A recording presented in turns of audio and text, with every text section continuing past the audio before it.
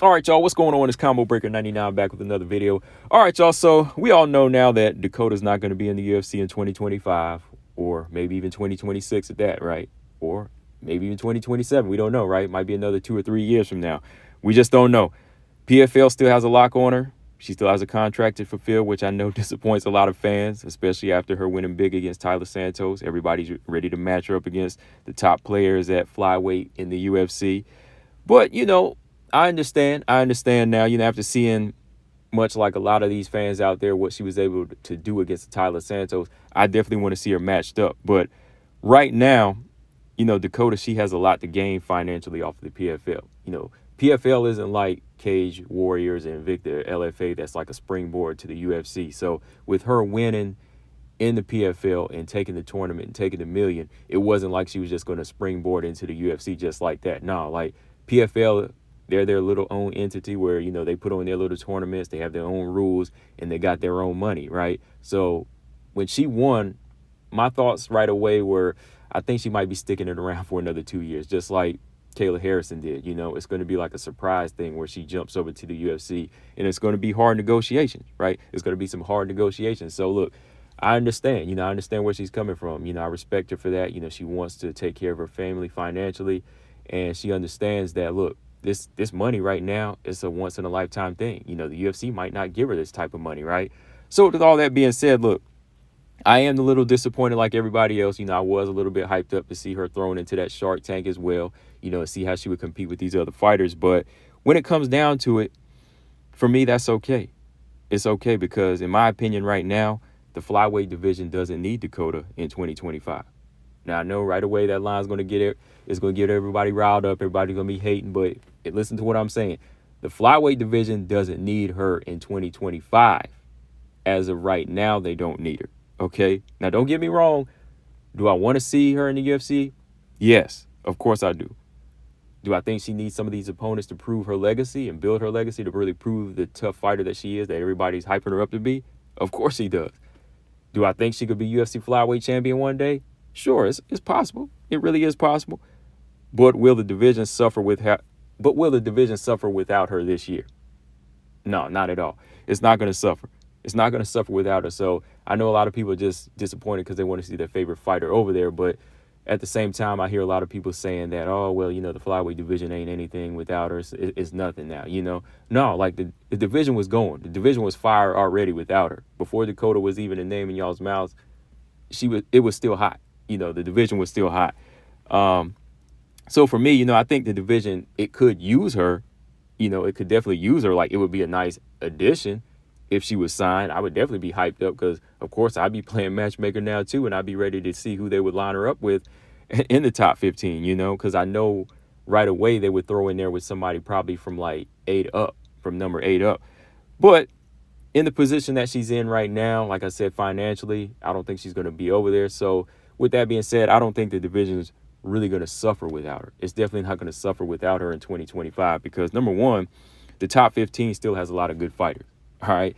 Still has a lot of good fighters. I know there's some fighters that are on losing streaks and there's some fighters that are out of their prime. But when you look at it, there's still some top players in there. At the bottom, you still have fighters like Kareem Silva, Ariane Lipsky. I know they haven't looked the best in their last few fights, but they're still good fighters and they still have a lot to prove themselves. They still got good skills, too. Kareem Silva hasn't finished her last couple of opponents, but she still has that finishing bone in her. She still has that killer instinct. And I think, she's just one of those MMA fighters that still holds alone. She still holds her own. And I think we have to give her that respect. Then there's, Ariane Lipsky, like I said, Jasmine Jasudavicius. Of course, they're not knocking girls out like Dakota, but they're still part of the top 15. And I still think they make good matches. All right. Which leads me to my next thing. Good matches. There's still a lot of good fights that can be made because these styles that you put together right now, they make for good fights. A lot of the flyweights are main event worthy, for UFC fight nights that are, right? They are still putting these girls on main events because there's still a lot of good matches. Styles make fights whether you match Macy up with Aaron, if it ever happens, or if you matching up Jasmine with Viviane Araújo, these are still some good fights out there. So until they sign her in 2025, there's still a lot of good fights that can be made. Even if you put Rose in there, Viviana Arujo, Tracy Cortez, and then Miranda Maverick, these are all fights that still need to answer some questions about these ranked fighters themselves, without a Dakota being thrown into the mix, So as long as you have this top 15 in there right now, I think it will be satisfactory to the hardcore MMA fan, that is. Now, if you're talking about the Dakota fans that are just strictly about Dakota and not MMA, of course they're going to be upset. But if you like good fights and good matchups, the top 15 and even the unranked fighters are still bringing it. The next thing I'll say is, the top 5 we have right now still has a lot to prove. The top 5 still has a lot to prove. Alexa Grasso, of course, she's a former champ now. She's already had 3 fights with Valentina. But, I still see her as a key player in the game. Once she heals up, I still see her as a tough threat to any of these other fighters. Then you got Manon Fior, who's lined up right now. The championship fight still hasn't been announced, of course, but she's lined up, next to fight for the belt. So she still has something to prove. Like, can she win the belt? Can she defend the belt? Is she well-rounded? Can she defend Valentina's takedowns? How's her defense going to be? A lot of questions need to be answered there, right? Then you got Aaron, who's trying to bounce back. Has Aaron striking improved? Has her wrestling improved? Is she getting stronger? Then you got Macy Barber. When's Macy Barber coming back? Is she willing to fight Aaron? Is she willing to fight Natalia Silva? Is she going to wait it out for Alexa Grasso, right? Is she going to be game for these fights? Like, can she continue her 6-fight win streak? Then you got Natalia Silva, who rounds out the top 5. Again, same with her. Like, is she a top 5 fighter? Can she hold her own? Is she a 5-round fighter? If Manon wins the belt, can she beat Manon? Can she beat Aaron? Can she beat Alexa Grasso? So a lot of these questions need to be answered with the top 5 alone. So while I'm focused on them, I like what Dakota's doing.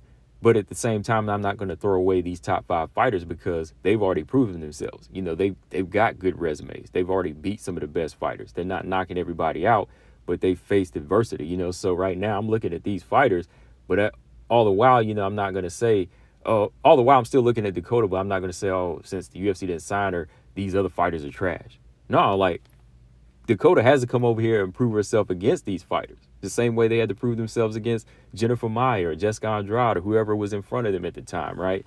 So the top 5 right now in 2025 is still going to keep the division alive, Even then, like, I don't think right off the top they would have gave Dakota the title shot, because, again, you got Natalia Silva, who's ahead of her. Aaron's still ahead of her. And, of course, Manon needs to fight this year. And like I said, Valentina, at this point in her career, will she be fighting 2 or 3 times a year? I don't know. After this Manon fight, she might fight one more time this year. But let's say if Dakota was signed, I don't even think she would be fighting for the title this year.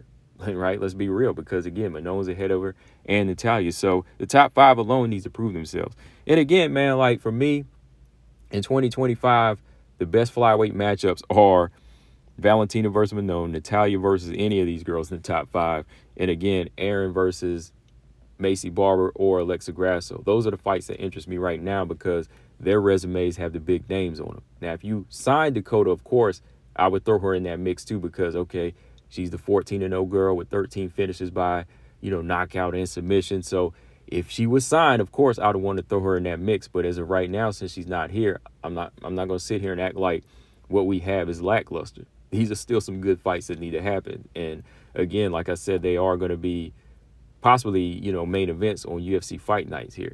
Well, Manon and Valentina is probably going to be like the co-main event on a pay-per-view. But, yeah, those are the matchups I'm looking at right now, So Valentina Manon, that's right around the corner here. They haven't signed it yet, but I'm watching Manon train every day. I see Valentina getting back into the mix. So that fight alone, to me, has more interest to me because they are the ones in the UFC. They are the ones at the top, And then with Macy Barber trying to come back and throw shots at Aaron, I mean, how can you not like that? How can you not like what she's doing right now? So she's semi-promoting a fight that she's semi-ducking, right? So things like that interest me because eventually, the UFC is going to make these fights. They are going to make these type of fights, So I think 2025 is going to be good to go. I think 2025 still has a lot to offer because, like I said, me on my channel, I know BJ is on his channel. We've been like some of the few people who've just been holding down the flyweight division and following it from the birth of it, So we already know what a good fight is and what a good matchup is going to be. in the 125-pound division. But last thing I'll say too, like, look, 2025 is still going to be interesting for UFC's women's flyweight division, because even the lower half and the unranked fighters that they're just signing, they still match up well.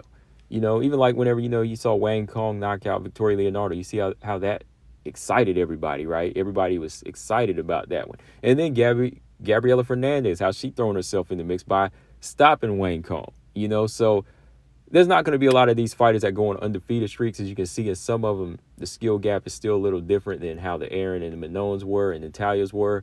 But they still put on some very good matchups right now. And they got people hoping for something. Somebody, they're like, oh, I'm hoping I got somebody that can beat Valentina here one day, So fighters like that, and then you got newcomers like, eventually I think somebody like Shannon Clark and Cheyenne Bowers, they're fighting in February. I believe that's the LFA 200 card. They're doing their little LFA unification fight. So we can already say, like, the winner of that's probably going to get signed to the flyweight division. Then you got other fighters like Bruno Brazil moving up now. Yasmin Jauregui, we're going to see how they fare. So when I'm looking at these fighters, they're kind of taking my mind off of what Dakota's doing right now. And like I said, with Dakota sticking around here for, maybe financial reasons or just building herself up and looking for that super fight, to me, that's fine. It's not going to upset me in 2025 because, Kayla Harrison didn't jump into the UFC right away, right? Took her, 2 or 3 years. So expect the same with a young, up-and-coming Dakota Ditcheva. When the money's good over there, I think, there's really no way you can just say no and just jump to the most popular company, Just because the UFC is the big name doesn't mean they're going to be paying her the millions that the PFL is going to do, right? So when it comes down to it, if you really support your fighter and she's your favorite, you're going to want to see her do good financially, because y'all know when she retires, let's say if she retired broke, y'all ain't going to be supporting her. Y'all ain't going to be supporting her like that. So I respect Dakota with her choice right now to ride it out here with the PFL, until she's able to get all the money she can out of it and then jump over to the UFC. But until then, 2025 is still good. Like I said, there's a lot of good matchups I'm looking forward to. So as of right now, 2025 doesn't really need Dakota. Combo Breaker 99, I'm out. Subscribe. Peace.